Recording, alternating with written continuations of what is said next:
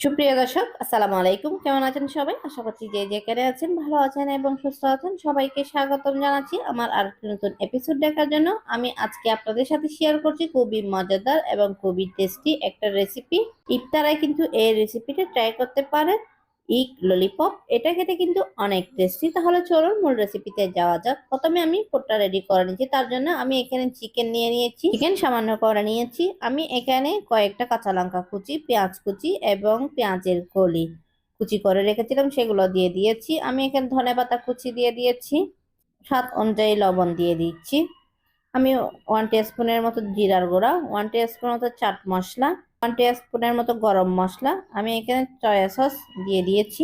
আমি এখানে 1 টিস্পুনের মতো লেবু রস ব্যবহার করেছি। এখন আলু আগে থেকে সিদ্ধ করে গ্রেট করে রেখেছিলাম, সেই আলুগুলো দিয়ে দিয়েছি। আমি প্রায় 1 কাপের মতো আলু ব্যবহার করেছি। এখন সবগুলো মিক্স করে একটা মিশ্রণ তৈরি করে নিয়েছি। এখন এক পাশে রেখে দিচ্ছি। আমি ডিম আগে থেকে সিদ্ধ করে চিড়ে পরিষ্কার করে নিয়েছি। এখন উপর থেকে আমি সামান্য করে ছুরি দিয়ে কেচে নিয়েছি। দেখেন আমি ললিপপটা কিভাবে তৈরি করে নিচ্ছি। আশা করছি আজকের রেসিপিটা আপনাদের কাছে ভালো লাগবে। ভালো লাগলে লাইক, কমেন্ট এবং বেশি বেশি করে শেয়ার করবেন। আমি পুরটা নিয়ে নিয়েছি। দেখেন পুর থেকে আমি সামান্য করে পুর নিয়ে একটা বলে শেপ করে নিয়েছি। এখন ডিমের উপর দিয়ে কোট করে নিচ্ছি পুরটা।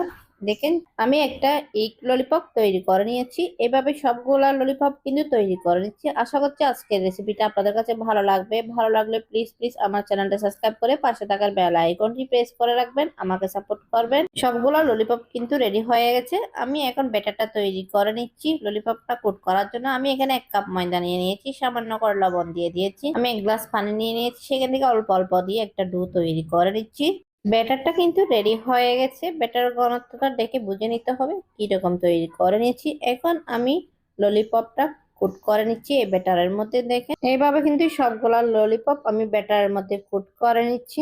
আজকের এই ললিপপ রেসিপিটা আপনারা ভালো বাসায় ট্রাই করবেন, আশা করি আপনাদের কাছে ভালো লাগবে। আমি এখন ব্রেড গামের মধ্যেও কোট করে নিচ্ছি ললিপপ গুলা।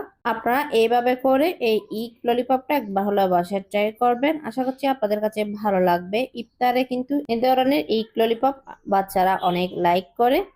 দেখেন আমি সবগুলা কোট করে নিয়েছি ব্রেড গামের মধ্যে। এখন কিন্তু ভাজার পালা। ভাজার জন্য আমি আগে থেকে অয়েলটা গরম করে নিয়েছি। অয়েলটা কিন্তু ভালো করে গরম করে নিতে হবে। তারপর চুলার ফ্লেমটা লো মিডিয়ামে রেখে ভেজে নিতে হবে এই ললিপপ গুলা। আস্তে আস্তে করে আমি এক পিঠ ভেজে উল্টিয়ে দিচ্ছি, অপর পিঠ ভেজে নিচ্ছি। এইভাবে সবগুলা ললিপপ কিন্তু ভেজে নিতে হবে। এই ললিপপ গুলা খেতে কিন্তু অনেক টেস্টি, তৈরি করা কিন্তু খুবই সহজ। ললিপপ গুলা কিন্তু ভাজা হয়ে গেছে, আমি এখন আপনাদেরকে পরিবেশন করে দেখাচ্ছি। দেখেন দেখতে কত লোভনীয় হয়েছে। এই ইক ললিপপটা খেতেও কিন্তু অনেক টেস্টি। আমরা তো ইক চপ খেয়ে থাকি, এভাবে ললিপপটা একবার হলো ট্রাই করবেন, আশা করছি আপনাদের কাছে ভালো লাগবে। ভালো লাগলে আমার চ্যানেলটা সাবস্ক্রাইব করে পাশে থাকার বেল আইকনটি প্রেস করে রাখবেন, আমাকে সাপোর্ট করবেন। আর আজকের এই সহজ রেসিপিটা আপনাদের কাছে কেমন লেগেছে অবশ্যই কমেন্ট করে জানাবেন।